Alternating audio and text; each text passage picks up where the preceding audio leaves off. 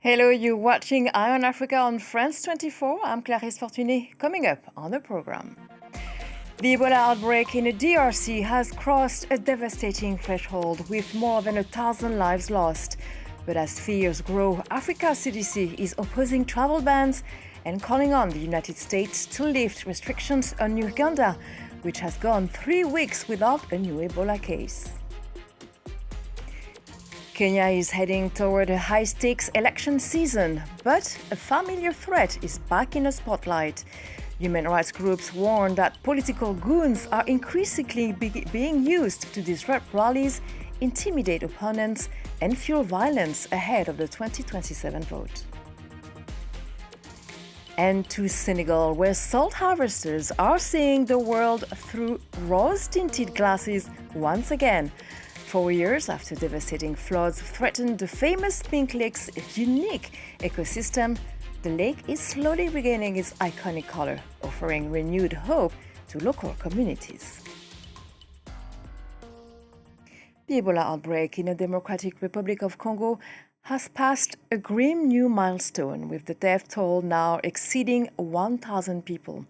As concern grows over the escalating toll, Africa's top public health agency is pushing back against international travel restrictions linked to the outbreak. The Africa CDC says it does not support travel bans and has urged the United States to lift measures imposed on Uganda, arguing the country has gone 3 weeks without a new Ebola case and recently discharged its last patient. Take a listen. There is no reason for the US to continue with this travel restriction.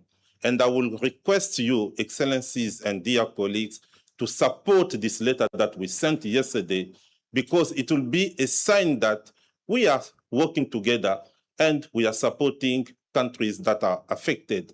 And we are saying that being transparent cannot lead for countries to be punished. CDC, but also Médecins Sans Frontières, warned the outbreak will follow a dangerous trajectory if more is not done to stop the spread of Ebola.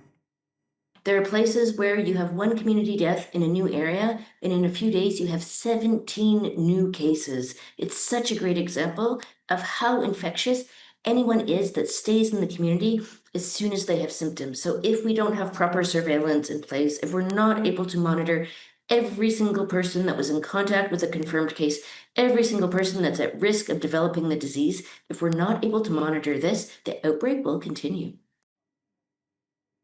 A Moroccan court has rejected a request for the provisional release of rapper and filmmaker El Hamadi Lioubi, stage name Mehdi Blackwind. The artist, known for his criticism of social inequalities in Morocco, has been in detention since July 13th. According to a human rights lawyer, he is being prosecuted for an alleged offense against state institutions. His trial was postponed until July 31st, while supporters gathered outside the Casablanca court calling for his release. We are here to support Mehdi, but also to demand his immediate release. His arrest makes no sense. It makes no sense at all. It's because what we say brings disruption. Rappers' voices bring disruption. We gathered together to offer support and solidarity. Everywhere in Europe and in Morocco, people are standing in solidarity with El Mehdi. Heading now to Kenya, with 1 year to go before the 2027 presidential election, human rights organizations are sounding the alarm. They are denouncing the rise of goons, those henchmen recruited by political leaders to infiltrate rallies, sow chaos and intimidate opponents. This is a long-standing phenomenon that has worsened significantly since the large-scale protest against William Ruto's government. Awa Diouf and Clémence Valère. Sticks in hand and faces hidden, these men for hire are known as goons in Kenya. Recruited by the dozens or even by the hundreds, they are tasked with disrupting protests, attacking politicians, or provoking violence at political rallies. While the phenomenon is not new, the local NGOs are sounding the alarm. As they say, goonism has reached unprecedented levels since the 2024 and 2025 mass protests. Whenever there's high political contestation in Kenya, There are things that happen to human rights and democratic freedoms that really we find abhorrent, and these are systemic. However, we are already seeing the proliferation of goonism, of persons paid by political actors to disrupt the rights of others. In a country where 40% of young people are unemployed, working as a goon is seen by many as a means of survival. For a few hundred Kenyan shillings, they agree to chant slogans, pose as fake supporters, or even attack protesters. Human rights groups have condemned police inaction or even complicity in the face of these groups. To deal with this goonism, we need an independent, strong police that is governed by the Constitution and is democratic and works based on intelligence and the needs of the community. According to the Kenyan Human Rights Commission, the goonism phenomenon is part of a growing strategy of informal repression. In light of this surge in violence, human rights organizations are calling on the authorities to dismantle these networks and ensure a free and peaceful election next year. And general elections in Kenya are due to take place in August next year. Now, in other news and in brief, 2 Ghanaian nationals are asking the International Criminal Court to open a preliminary investigation into attacks on foreign nationals in South Africa. They argue the violence could amount to crimes against humanity. The petition cites what it describes as widespread and systematic attacks against migrants, including killings, assaults, and looting. South Africa's government has rejected the claim, saying its legal framework provides strong protections against discrimination. The move comes amid a recent surge in anti-immigrant protests across the country.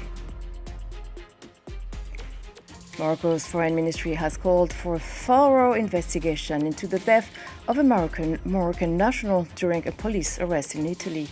Abderrahim Fakir was killed on Sunday after police responded to reports of a man behaving aggressively. Fakir, who was struggling to breathe, can be heard calling for help as 2 officers tried to restrain him. The incident drawing comparisons with the murder of George Floyd in the United States. Rabat has requested full explanations and accountability. The incident sparked anti-police protests in Bologna that injured dozens of officers. Now, Germany's foreign minister has concluded a 2-day visit to Nigeria, calling for stronger trade and investment ties as Berlin seeks deeper partnerships across Africa. UN Vardepool highlighted opportunities in technology, renewable energy, critical raw materials, and pharmaceuticals. Trade between Germany and Nigeria grew by around 10% last year. He also praised Nigeria's role in combating terrorism and pledged continued security cooperation despite cuts to Germany's foreign aid budget. Now, salt harvesters are once again seeing the world through rose-tinted glasses, as the famous Pinklake in Senegal is slowly finding its rosy colors 4 years after flooding almost destroyed its delicate ecosystem and the economy built around it. Emily Boyle has more. Waist deep in water, Seydou Touré shovels precious salt from the lake bed and loads it into his boat. The lake has given me everything. I owe everything to this lake, including that it allowed me to buy horses, cows, and everything I have at home.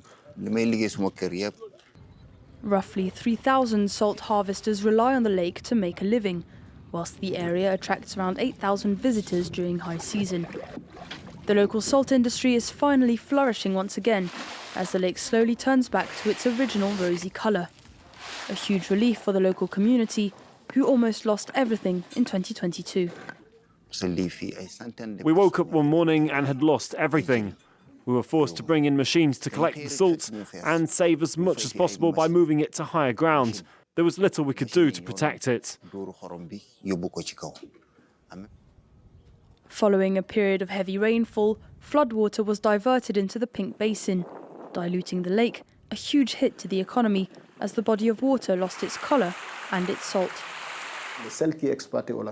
If the environment is diluted, these elements will disappear. The salt, which is exploited in the Pinklake, is linked to the saturation of this lake. If the lake is diluted, the salt will disappear. After years of pumping out the excess water, the lake is finally finding its old colours again, and it has officially been reopened for business. And a word of sport, Mali, Niger and Burkina Faso have launched a joint bid to host the 2032 Africa Cup of Nations. Officials from the three Sahel nations met CAF President Patrice Motsepe in New York to advance the proposal. The countries say they aim to present a credible bid reflecting a new vision for African football.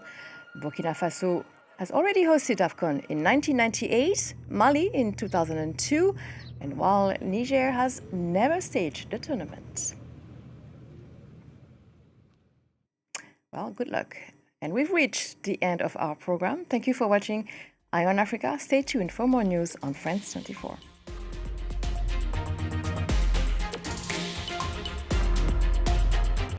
I went to a mosque every Friday, and after a few weeks, a Yemeni man came to see me, asking if I wanted to join an organization to defend a strong Islam. This man gave me packages to deliver to various neighborhoods. I wasn't allowed to open them, but I knew what was inside: weapons. Then one day I was told I had to leave Bosaso for the mountains, and that's when I understood who they were. This man was from ISIS. I'm hiding. I'm afraid they'll find me and kill me because I escaped. An exclusive documentary on Somalia, the Islamic State group's new frontline, on France 24. Your stories inspire the future. Your daily lives create the news. Your cultures, struggles, and successes are at the heart of our programs. We tell the stories of those who made our planet and those who are building it. We tell the story of the world, shaped by the lives of those who live there. Liberté, égalité, actualité.